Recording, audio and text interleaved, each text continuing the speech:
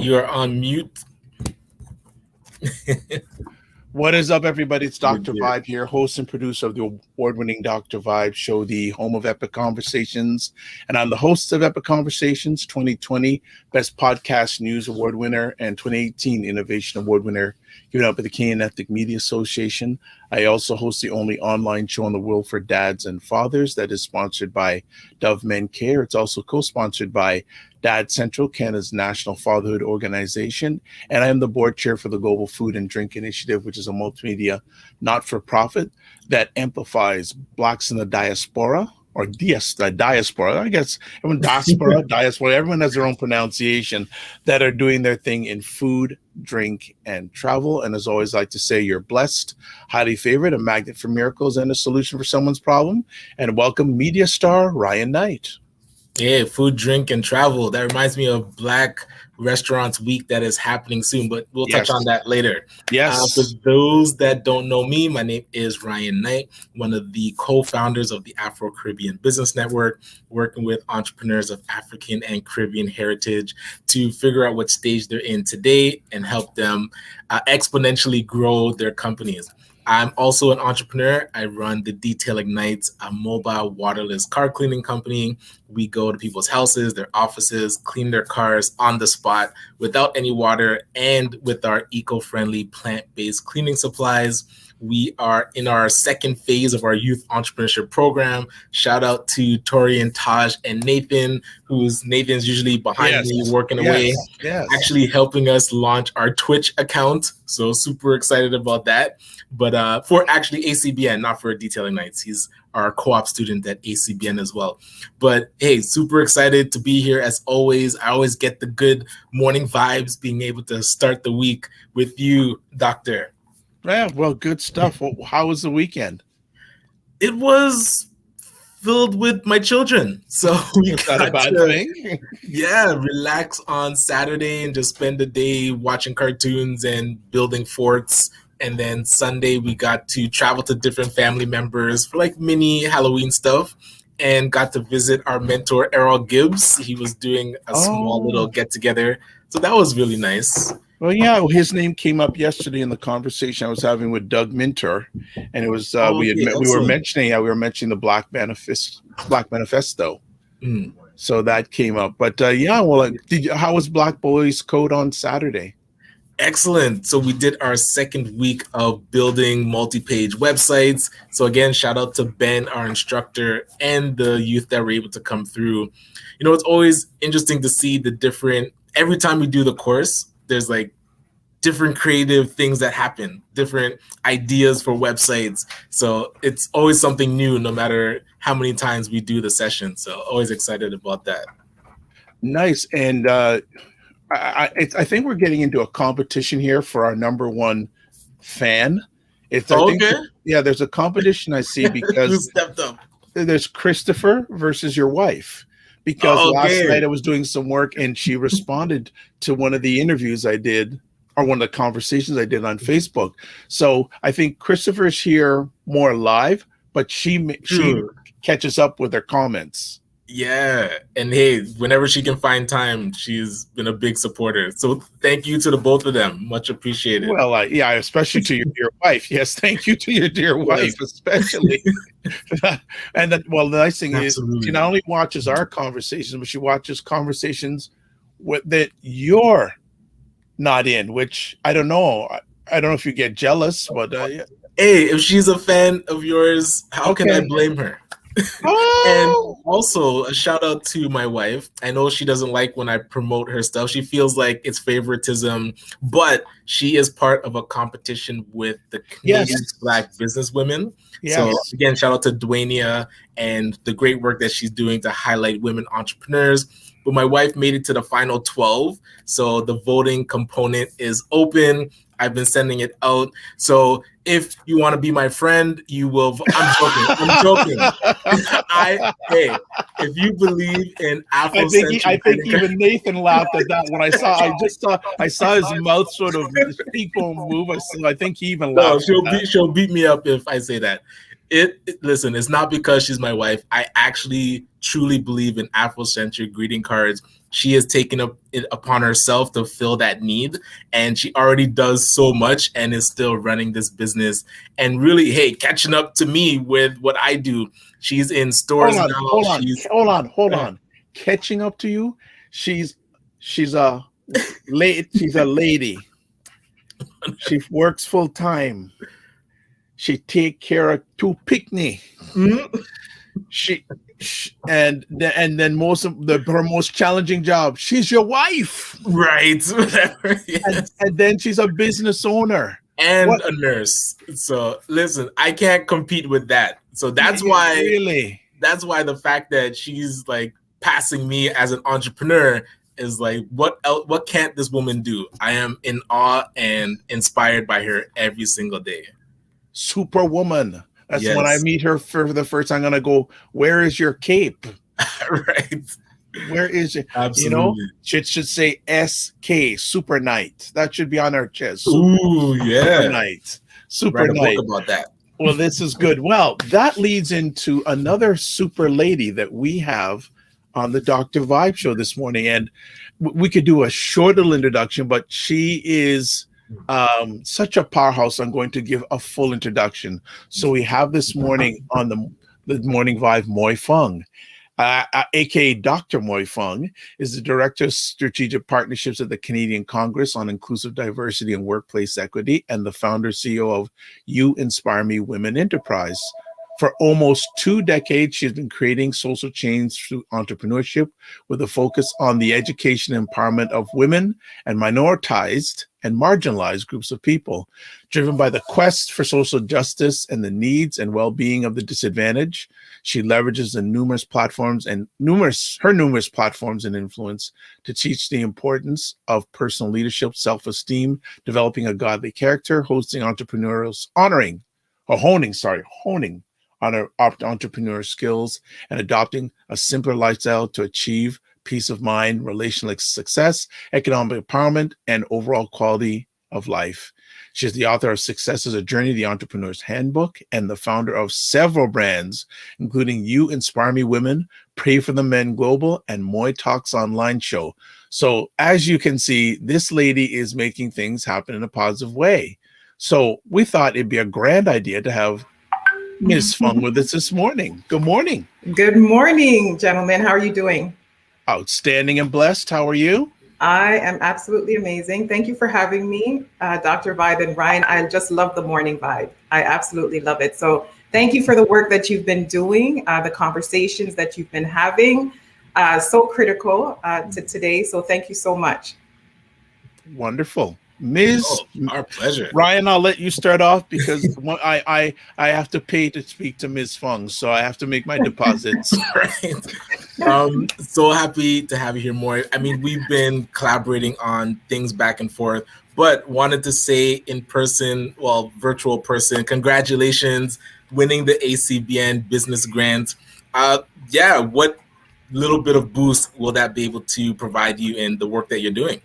Absolutely. No, thank you so much for that. You know, money's always good, right? So I'm just so happy that I was the winner of that. So thank you, Ryan, again, for the work that you're doing. I remember when ACM just started. Yes. And you've made such massive progress since then. So, wow, like just keep up the great work, keep inspiring, keep empowering. And yeah, thank you for the grant. That was good. Thank you. And not just like when we started, when we were in our infancy, when Ray McMillan took us under his wing as one of the co-founders, and we were in his office. He's like, you need to meet this lady, Moy Fung. She's in Jamaica right now, but she can still zoom in and just give some guidance. So we got copies of your book. So appreciated that. And yeah, been able to which I've never got a copy yet. All right, go on. I have one for you. I'm gonna take myself off the screen. You can do your little loving together. I'll come back in about 35, 40 minutes. All right. You're too much. So Moy Fung, let me ask you. Yes. Where did it all start? Because we know you're a Jamaican by heart, and can you share a little bit of life back home before you came up here and was a powerhouse here? Well, let me just make correction to something. I'm not just a Jamaican at heart. I'm a Jamaican in flesh and spirit. Well, I haven't met Mind, you yet, so body, everything. I can't talk about the Right. flesh. Go on. Yes. Little Jamaican girl. I came here at 7. Unfortunately, I don't have a whole lot of memories. At 7 years old, you remember little things, but not a whole lot. So it was my experience really just coming here at 7 years old that sort of helped to shape the woman that I am today, right? So, but I am 100% Jamaican. I'm rooted in Jamaica. So, yeah, it's just been a wonderful journey, though, just in growing up. The experiences that I've had is what helped to, just like everybody else, is what helps to inform, what we do in life, right? So it's having the struggles as a single mother. It's, the financial challenges. It's having the struggles as a woman in business. And those are the things that help to propel me into some of the things that I'm doing today. Are you on mute? Where did the passion for business start? The passion for business started with an economic need, is wanting to take my own personal economics into my own hands, understanding that a 9 to 5 wasn't going to do it for me. So I remember when I was on maternity leave with my last son, I wanted a way to supplement my income. So I started to, and this was like years ago, this is in 2005. And that wasn't my first business, by the way, but it was in 2005 when I decided that I wanted to, while I'm home with the children, might as well, do some stuff, maybe babysit some other children. And that's what I did. At the time, I put a flyer up. I created something in Microsoft Word, put it in the laundry room of the building that I was living in. And I had quite a few clients. And from there, I decided that I didn't want to just be an ordinary babysitter. The babysitter is that you drop off your children and you're sitting in front of the TV all day. I didn't want to do that. So what I did was I developed a program for these children. So we'd have outdoor play. We would have, we would have time to watch TV. We'd have lunch and just some other activities, educational activities. And from there was how STARS Youth was birthed. And STARS is an acronym for setting the attitude right from the start. And it's understanding that there are families out there that are, basically within the low income brackets, right? And those families don't necessarily have the means to put their children into extracurricular activities and to, do things with them that will broaden their horizons. So it's through that STARS Youth was developed. And I ran summer programs with it in Mississauga, Toronto. I partnered with individuals from the TDSB. And, so go ahead. Hold on. I'm out. Yes. Yes. Doing this while you have 3 picnic.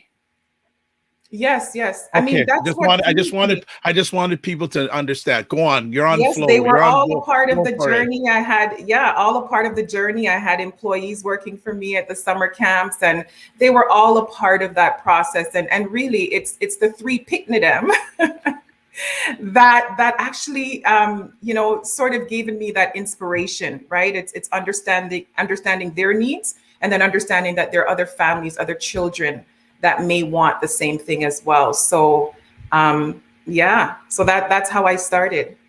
Wow. And then, so as it's evolved now, you're working with more women in the community to help them on their entrepreneurship journey. So what sparked that kind of transition, and how's it going so far, and what's next for the program? Absolutely. So as a woman in business, as anybody in business, really, we understand that we face challenges. That's a given, especially as a woman, when you're a mother, a single mother at that. And you have the financial challenges, you have the emotional burdens, you have everything. You take on the burdens of just being a person and being a mother. It was that gave me that deep desire to help other women. And that's sort of how, like, my life and my entrepreneurial journey is all biographical, in the sense that it's everything that I faced as a woman, as an entrepreneur, as a mother.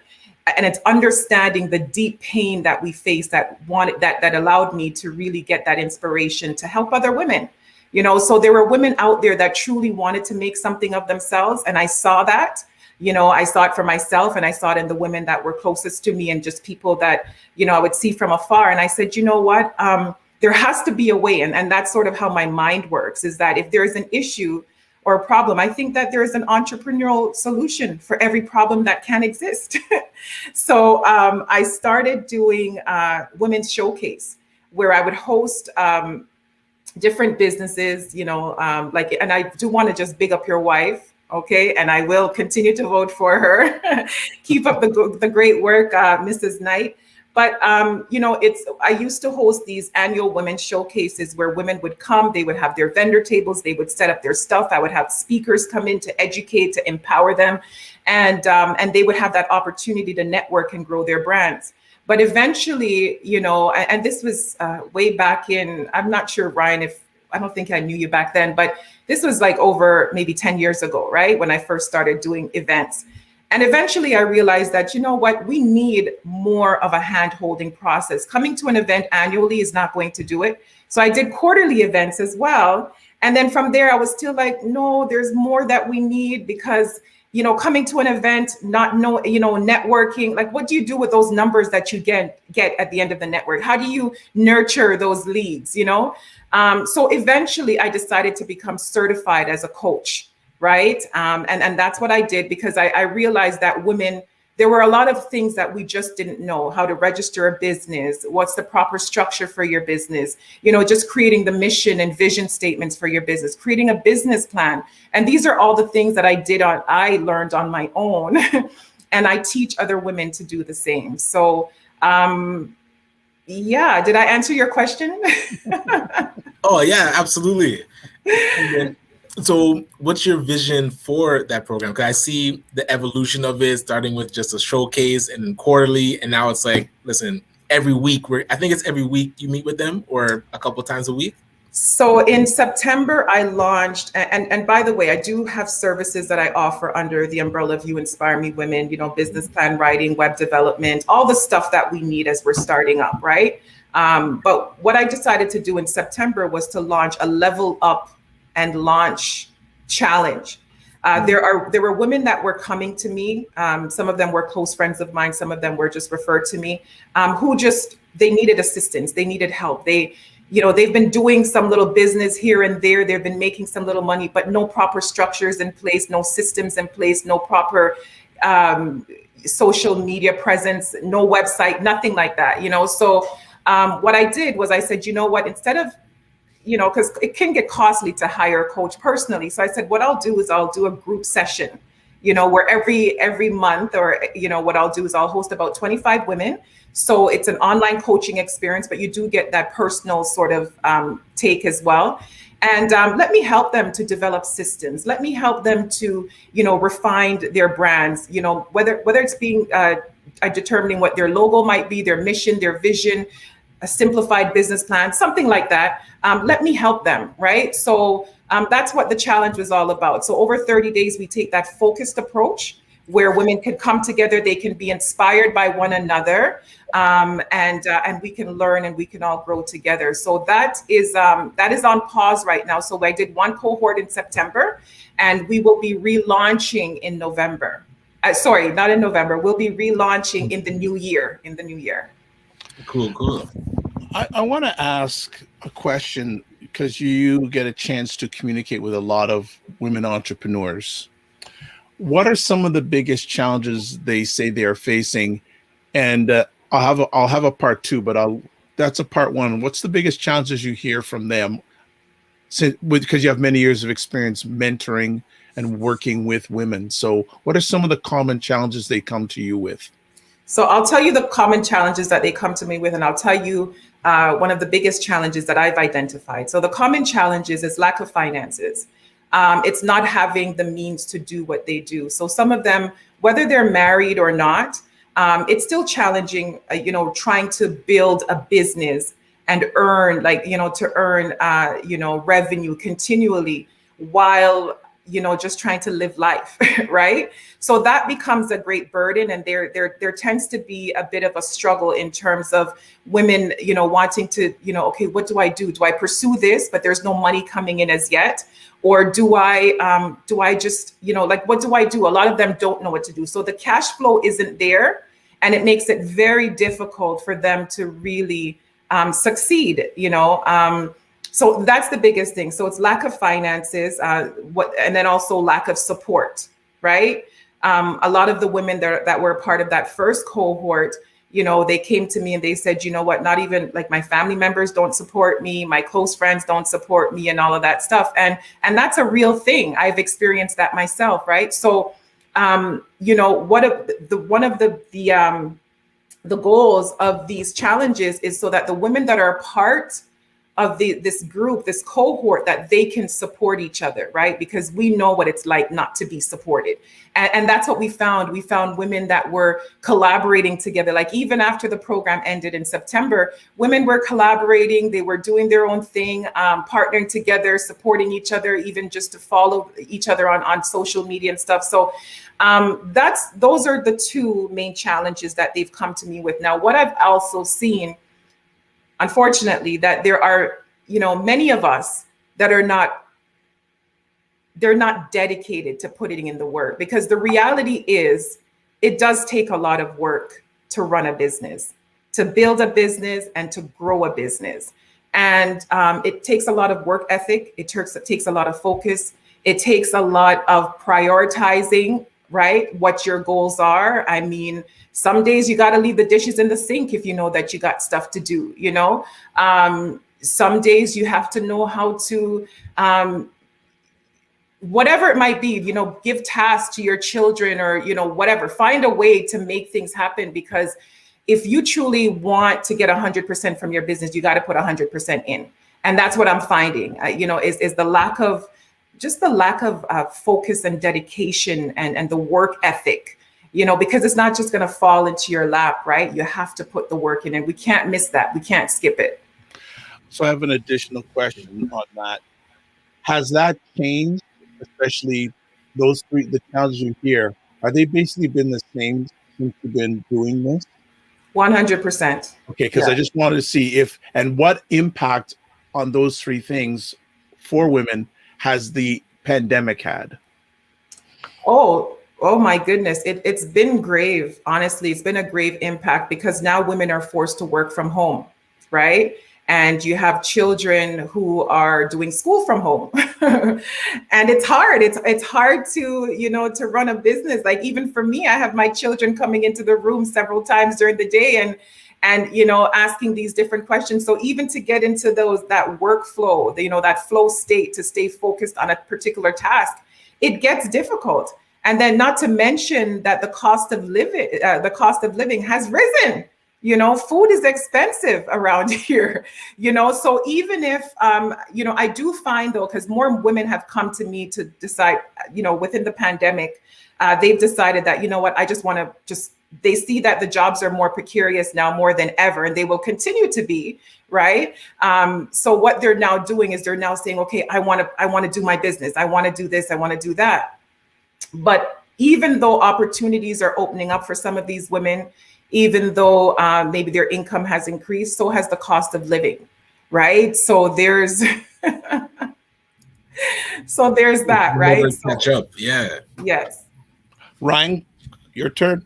Well, I was curious around the vision for what you're doing. Like if you could pitch your program to somebody and to run it at like fully resourced at full capacity, what would that program look like? And hey, I'll be happy to share it with people that should be hearing this message and funding these things.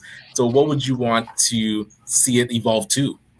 Yeah, so what I've also determined, and just to kind of go on to just, women having the disposable or lack of disposable income, what I was charging for these sessions was $200, right, per session.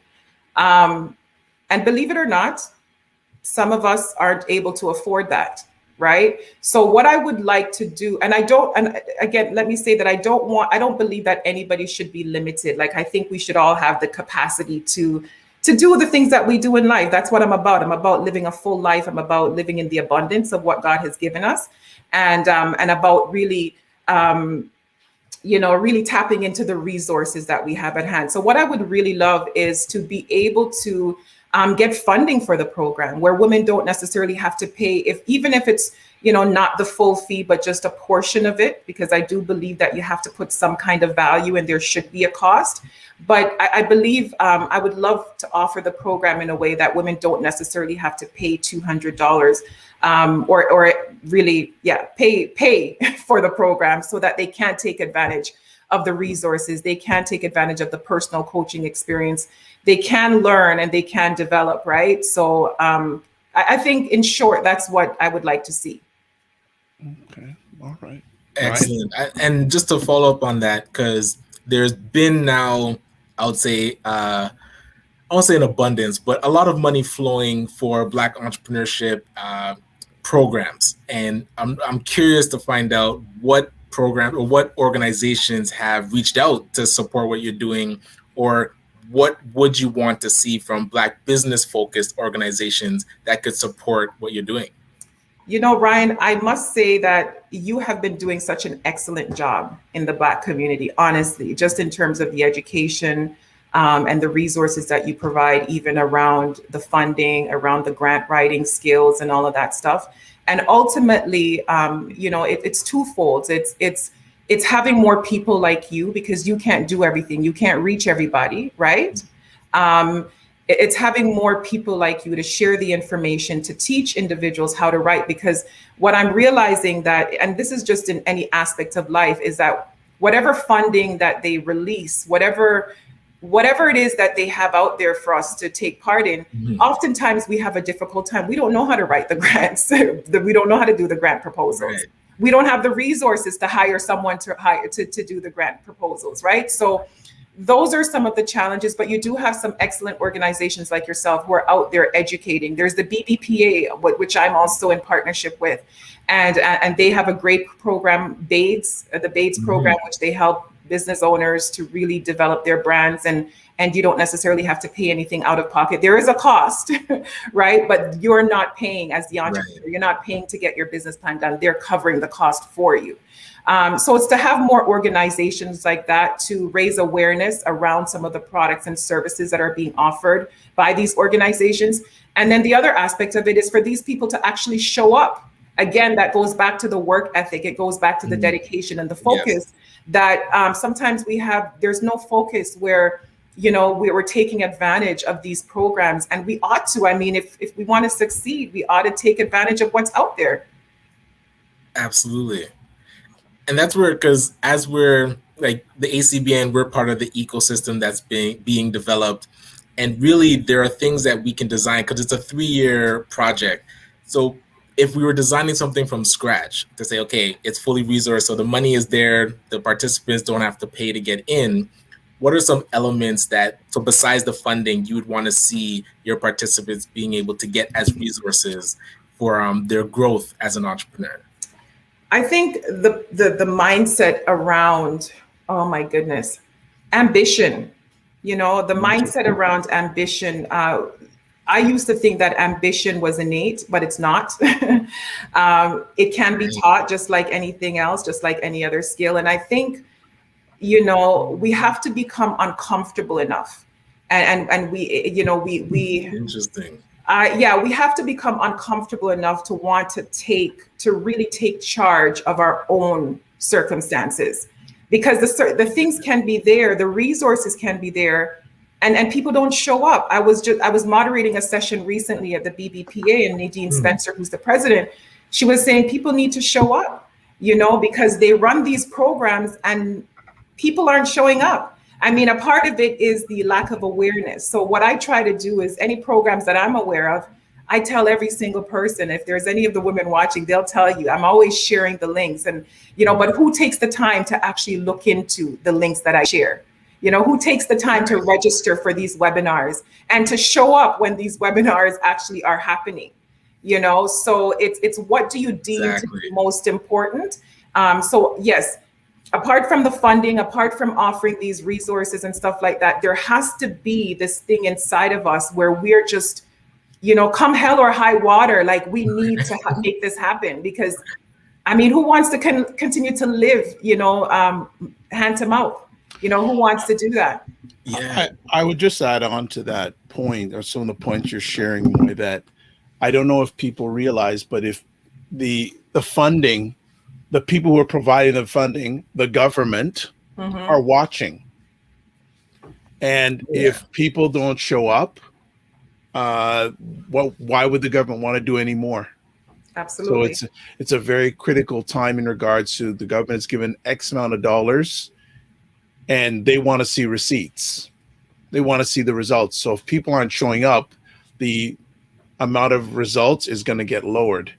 And what will happen if any of these any organizations in future after this loan or money period is finished, when you go back to the table to go, why? Like some people didn't even like this happening in the first place. It took a lot for this to get done. And now the critics are always out there. So what people have to realize, it's more than just about them. Absolutely. It's a macro thing, not a micro thing. So when people don't show up, it not only impacts them, but it affects the whole Black Canadian environment, right? Because that's the thing.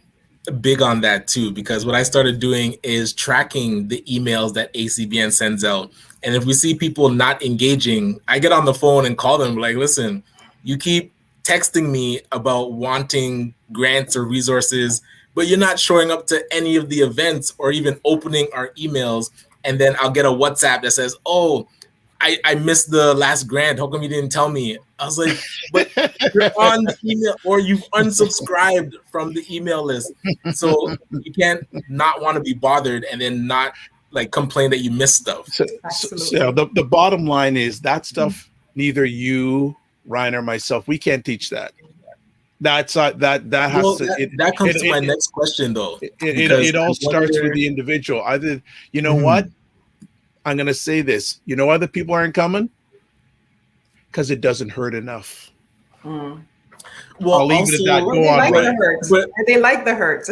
Yeah, it does. They want more hurt. Yeah. So what I've seen with Moy, because I've been able to present for Moy's group, and I see as the course goes on, confidence starts to build. And I feel like with the confidence, that kind of creates ambition. Because even with youth that I work with, when you talk to them, initially they aren't dreaming anymore. They're figuring out. I remember asking, oh, where do you see yourself in 5 years? They're like, oh, getting a minimum wage job. I was like, whoa, like we could do that by the end of this week. Let's expand this a little bit. But then as they go through the program, then they start to dream more, and I feel like become more ambitious. We have to realize we have to accept people where they're at, not where we want them to be. So that's where you have to work with them. But what helps them to build the confidence though? So that's my question for Moy. Like, what are you doing that builds this confidence in the women you're working with? Yeah, I'm listening, Moy, so I can take notes here. Go on. Right. Same, yes. Again, just like I said earlier, when it comes to ambition, it's not always innate. Some of us wake up, like some of us actually we come out of the womb like with this high level ambition, and we're self-motivated, and we just go and we go after what we want. We don't need permission from anybody. We just continue to go forward. There are people like that. But there are people who, number one, the ambition is not, depending on their environment, just, how they were brought up, the things that happened to them in the formative years. There are many things that happen that hold us back, right? And those things women can be inspired, individuals can be inspired, they can be taught ambition. As I said, it is not a clear-cut thing to say, well, if you have no ambition, whatever. You can get inspiration and ambition from the people around you, from seeing, just the people who are thriving despite their circumstances, despite where they're coming from. Steve Anderson just launched his book, Yes. Driven to Succeed. And we know his story, born in Jane and Finch and all of that. And we see what the wonderful work that he's doing as deputy mayor, so big up to Steve Anderson, Driven to Succeed. I haven't gotten a copy yet, but I certainly will. Certainly will. I think in situations like that with individuals that are in that part of their journey, it's a matter of investing some time and building their dream, asking them questions about, what do you want in your life? and getting them to see the dream and visualize the dream.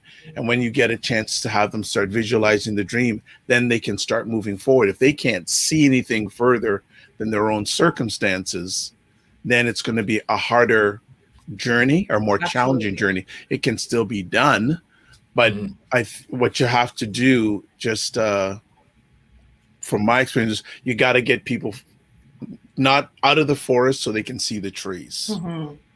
That's a great point that you're making, because well, you taught me. Oh gosh, Ryan, you said something earlier just as it pertains to some of the students that you've come across, and just not having not having ambition. And I think one of the things is sometimes for some of us, life has beaten us up so badly that we stop dreaming. We stop believing, we stop dreaming, and it's just this sort of perpetual just beaten up. Every day we get beat up, right? Yes. It's marriages failing. It's, you're taking one step forward and then two steps back. It's a lot of just different things happening to us that often it helps to limit our belief system in terms of what we see before us. And then eventually people, without them realizing, is they start accepting life for what it is. And getting comfortable in it. Yeah, exactly. They start accepting it because they're like, some of them would, why keep trying if nothing is going to come out of it, right? So that's a great point, Dr. Vibe. Just allowing people to see that there is a way. There is a way. There's hope, and as long as there's life, there's definitely hope. Well, definitely, yes, there's a way, but we've got to get them to vision to something. We have to have them something that they want to aim to. And then, but they have to realize that they are going to have to do the work. We're here to support them, but at the end of the day, they have to do the work, and their dreams will be as high or as low as what they're willing to put work and invest in time into. Yeah, that's also a great point. I'm very big on individuals really pursuing their passion. So that thing that fires us up, that thing that motivates us and inspires us. I'm very big on, find out what your passions are and go after that. But in all honesty, with all my observations and just the work and, whatever it is that I've been doing, and I'm realizing that when people are not willing to put the work in a way, I feel like I have to change my approach, because passion alone isn't going to cut it. You've got to be willing to put the work in. I recently started reading a book. I can't remember the name of the author right now, but it's so good that they can't ignore you. And the whole argument of that book is that, passion, of course, passion alone is not going to cut it. You can actually achieve meaning, like greater meaning in life. You can actually achieve passion, even from those things that you don't like to do. But the idea around that is first get so good, because that's what helps us to build confidence, is when you're good at something. Listen, you don't need to ask nobody nothing. You just do, and you understand? Yes. So there's the confidence that comes from really getting good. So one of the things that, I'm actually wanting to teach some of these women is, listen, don't just watch passion alone. Don't do that. Passion is important, but whatever it is that life has presented you, whether it be in the workforce or whether it be entrepreneurially, the things that you're not so good at, and they're critical to your success, get good at them. Get good at them. Develop. It's okay. You don't have to agree with me. But no, the only thing. I'll let you finish.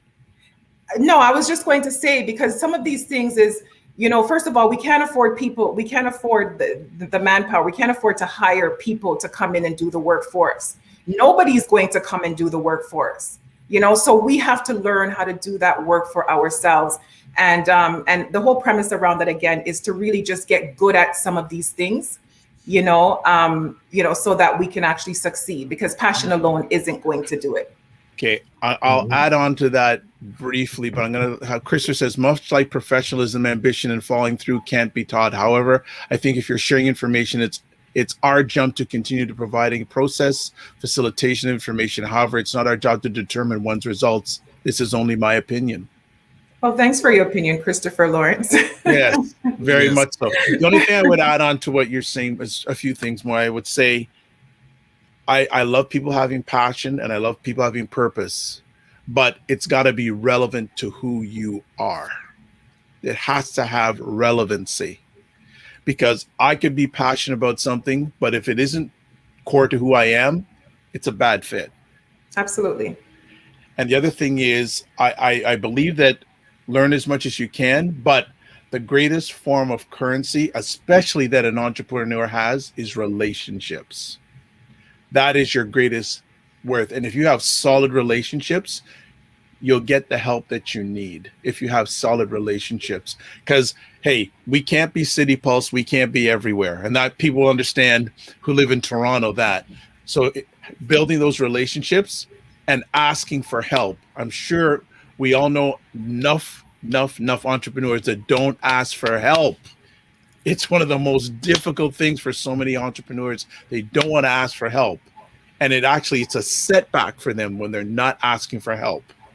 And a lot of times they're afraid to ask for help because they're afraid, oh, I don't know this. And second of all, they haven't garnered those those relationships where they can go to people for help.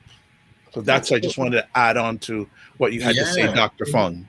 And Absolutely. even with like a side project that we've been working on with Faith Greaves. Not sure if you know Faith Moy from Mosaic Business Center, but it's that ask, like, how do we bring back the swap meet of services? Like, everybody is good at certain things, but when we don't know what each other does, a lot of times we don't know who to ask for help. It's like, because you can't afford the marketing agency, but people in our network understand social media, understand how to create a strategy, and would be willing to sit down with somebody, like you said, Dr. Vibe, if they asked for the help. So bringing back that, I think we're doing a survey right now, just asking, hey, what are you good at and what do you need?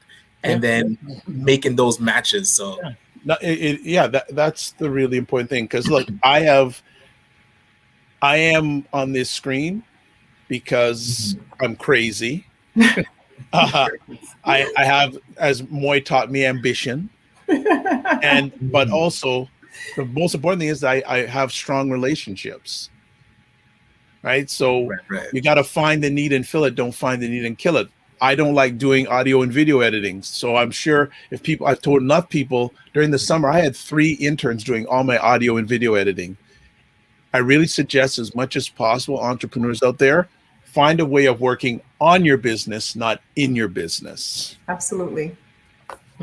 You're such a wise man, Dr. Vibe. Thank you. Well, you taught me well. You taught me well.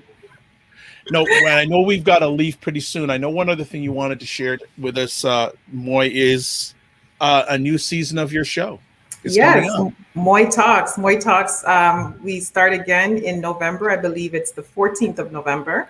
So remember, Dr. Vibe, we launched last year. No, you launched. I don't know what you're talking about. I wasn't around. You were my host, and it was just so nice to have you. And so we had some really great sessions with Moy Talks, and that's conversations about life beyond the surface, because we know that as it pertains to life, things don't just happen at surface level. There are root causes to some of the things that we're seeing that are happening to us, like we're talking about entrepreneurship and women not succeeding. And where is that all coming from? We have to look at the root causes. So that's what we talk about. We talk about really life happening beyond the surface, life circumstances, failed marriages, depression, mental illnesses, whatever it might be. You know, we have those discussions, and it's all based on the Word of God. There are many people that are having conversations, and they're all based on just different ideas and notions. And I really wanted to bring the Word of God back into our conversations, you know. So we're relaunching, or we're coming back. Yes. November the 14th. So please do look out for that. Anything else you have coming up that we need to know about the empire called Moy Fung? Oh, Dr. Vibe. You know what? I think that is actually it for now, but it's been absolutely great just to speak with yourself and Ryan. You're doing amazing things. We need more men in our community like you that are just You know, they're not fearful of coming out, having conversations, providing solutions for individuals. And that's what I see that you're doing for our community. And I'm very proud of that. And I will continue to support the work that you do. And you have been so, both of you, Ryan and Dr. Vibe, you've been so crucial even in my development in some of the brands and the projects that I've worked on. So thank you so much for the work that you do. Thank you for having me. It's been a pleasure. I know you have something to say, Dr. Vibe. What is it? Our pleasure. You taught me well. Yes. Yeah, you taught me well. Like, look at this. Vibe and night thing. Vibe and night. The morning vibe is, thank you so much, Christopher. The morning vibe is a thing. It's a vibe. It's a whole vibe, you know? So thank you for so she's going to be our hype person. Our hype person. I happen to be, I know people can watch it on the replay, but I happen to be a morning person. So there's just something about the morning vibe that I really like. And I know I shared that with you recently, Dr. Vibe. So keep doing what you do. And I believe it's going to be bigger than what you think it is. I don't think so. Get your students to take that clip. That's our new promo right there. Boom. Yeah, nice. Well, if I can afford her, I'll get her to do a voiceover. Oh, okay. I do voiceovers. You do? I do voice acting. Yes, I do. Another talent. What don't you do? Actually, one last thing I want you to do, Moy, is I want you to share a message from your heart to the women entrepreneurs that are out there. A message. What's in your heart this morning? Oh my goodness, what is on my heart? There are many things on my heart. As you know, I do have a big heart, Dr. Vibe. What's on my heart? I think just the general message would be, you know what? Keep moving forward.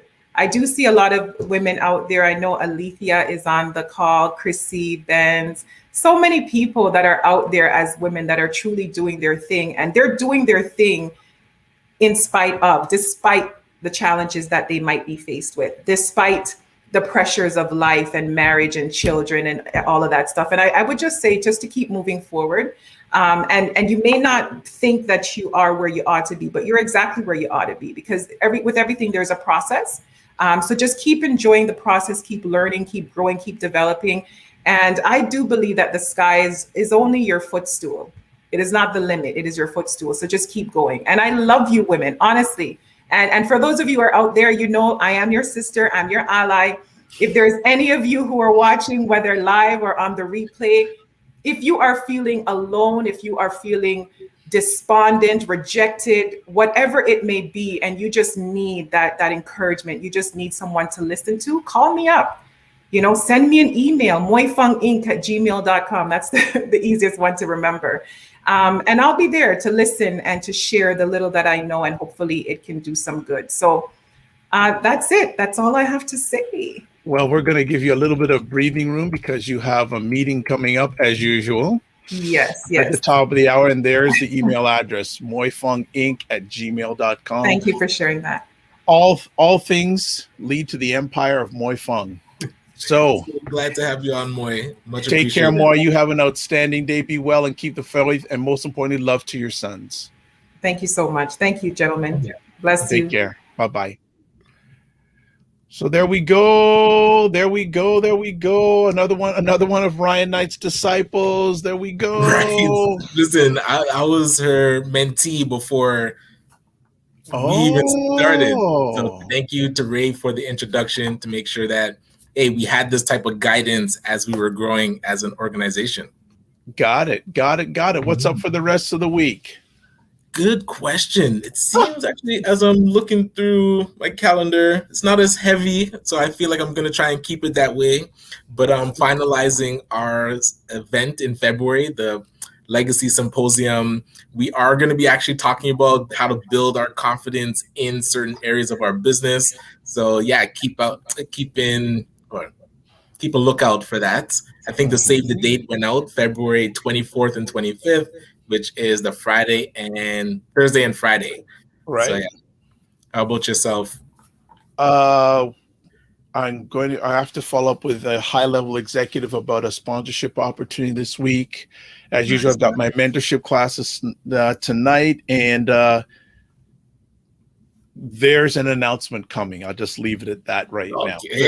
There's an announcement. Keep a lookout. there is an announcement coming, and there's a story behind it. But when it becomes live, it was almost a missed opportunity, but it is coming to fruition, and it will be it's aimed to be national in scope to a targeted audience, and I'll leave it at that right now.